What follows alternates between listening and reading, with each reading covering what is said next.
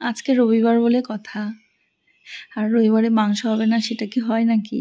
আমাদের প্রতি রবিবারেই মাংস ভাত হয়।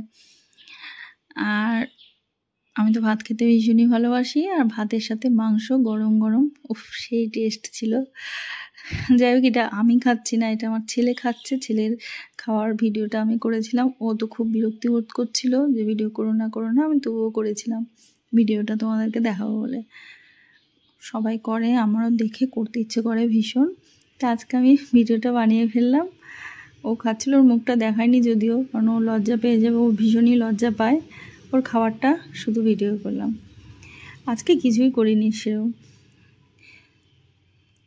একটা ভেন্ডি সবজি করেছিলাম, মাংস, স্যালাড আর একটা লেবু, এটাই, আর কিছু করিনি আজকে।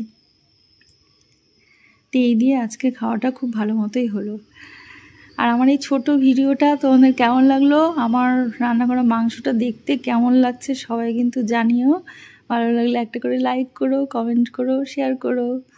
ভালো থেকো সকলে, আর গরমটাকে খুব এনজয় করো, খাও দাও আর ঘুমাও।